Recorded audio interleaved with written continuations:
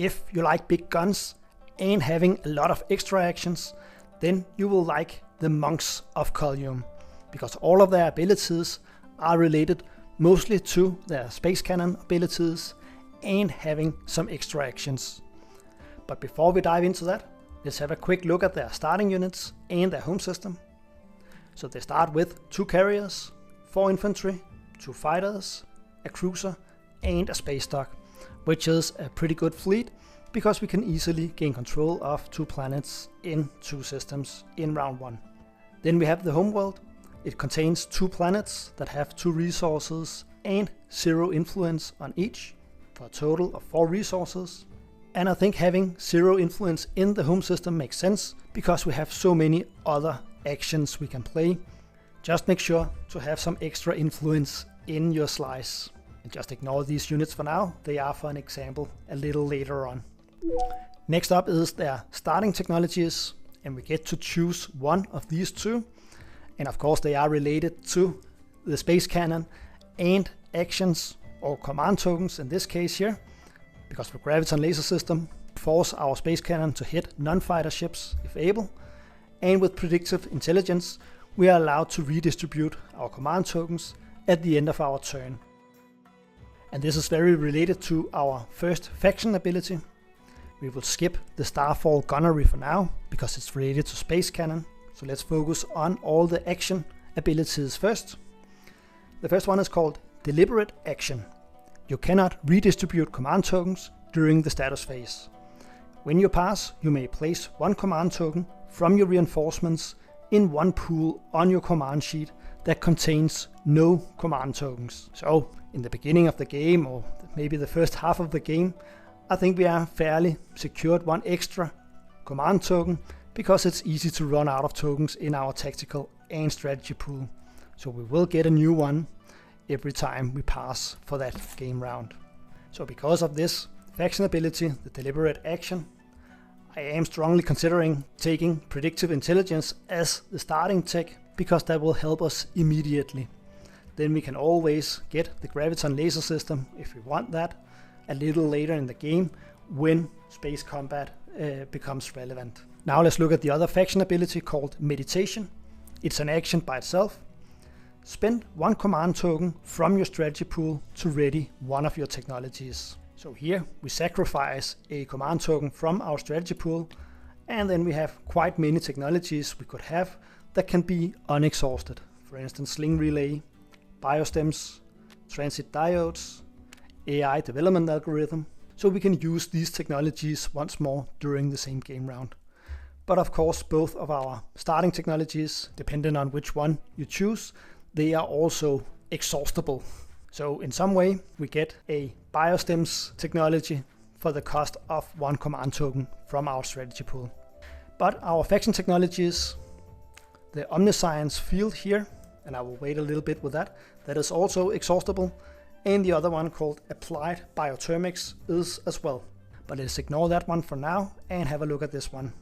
It requires 2 green technologies, so we will need 3 technologies to get this, and when we do, when you pass, you may gain 1 commodity for each other player who has already passed. And then it says action, exhaust this card. And that is an interesting mechanic because we have a lot of extra actions as this faction, so we may be able to pass as one of the last players in every game round, and in this way we could gain up to 3 commodities on our sheet here.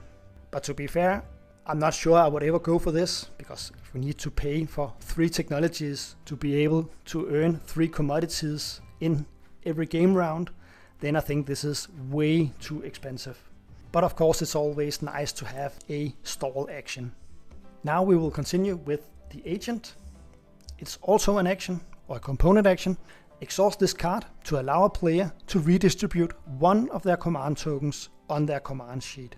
Even though we are not allowed to redistribute during the status phase, we can use our agent to move 1 of our tokens here.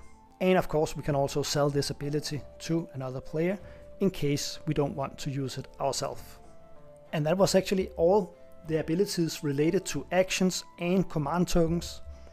But I think the Prove Endurance secret objective will be fairly easy for the Monks of Kolume to score, simply because you need to be the last player to pass during a game round, and I'm fairly sure that you will be able to fulfill this at some point during the game.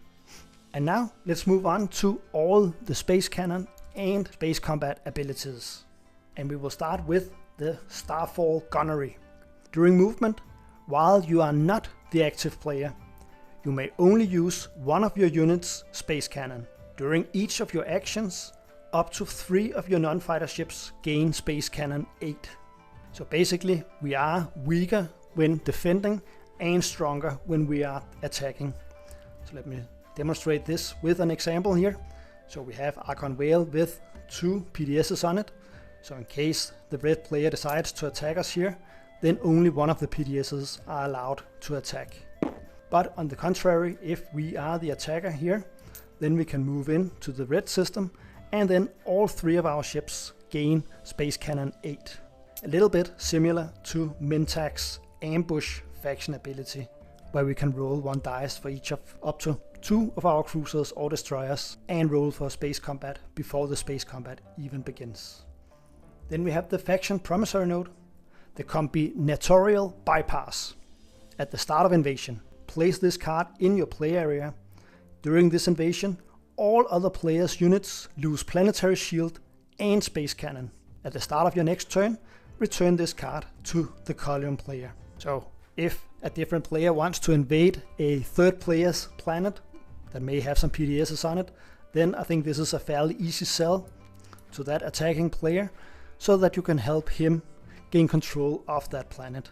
But since this is not limited to other players, at least that's what the card says, then just be careful that the other player is not using this against you.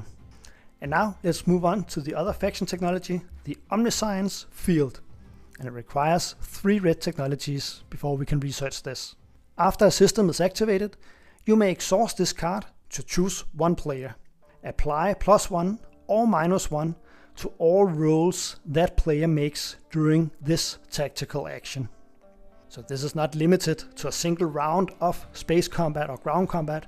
This actually applies to the complete space combat and potentially any invasion with ground combat as well.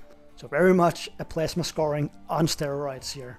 But it is also extremely expensive to get. Requires 3 technologies before you can even research this. But of course, if a lot of control objectives comes out and we need to roll a lot of dice, then maybe this technology could be worth researching. Next up, we have our flagship, the Halberd. Hits produced by the space cannon abilities of your units in this system cannot be cancelled. And the only example I can come up with right now is the 4 action cards with shields holding, where another player basically can cancel up to 2 hits. So these action cards are worthless against you when you have the flagship in the system. Then it has sustained damage, and it of course also have a space cannon that hits on a 7. Besides that, the stats are very normal. Cost 8, roll 2 dice and hits on a 7, got movement 1 and capacity 3. And this brings us on to the mech, the Rook. Hits produced by this unit cannot be assigned to non-fighter ships. In other words, hits produced by this unit can only be assigned to fighters. I don't know why they use this double negation, making it more difficult.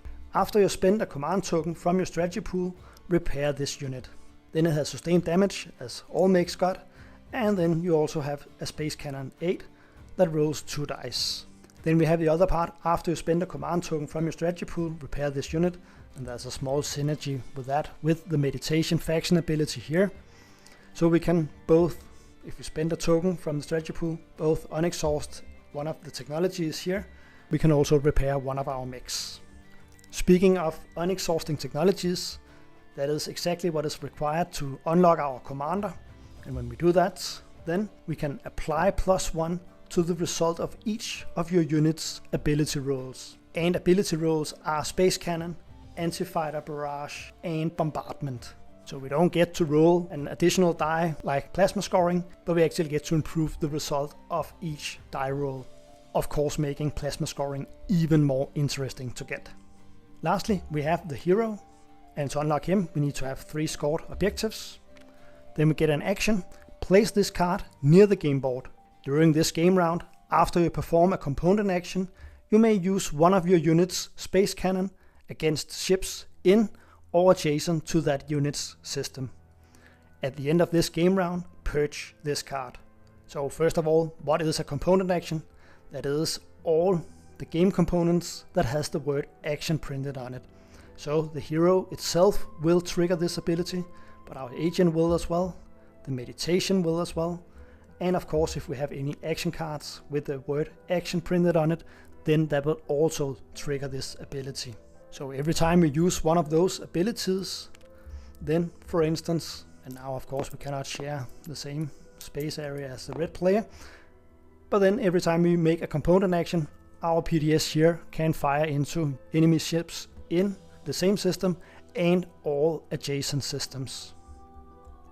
But there is a small difference between the text written on the card here in Tabletop Simulator and if I swap into the Wikipedia page, because on the Wikipedia page it got a little extra text that says without rolling additional dice, and I interpret that as the correct wording, because I mean if we also must roll a die and only get a chance to produce a hit, then I think this hero ability is simply too weak to be a hero ability. So I would say that every time we play a component action like this one here, then we have a guaranteed hit against an enemy unit.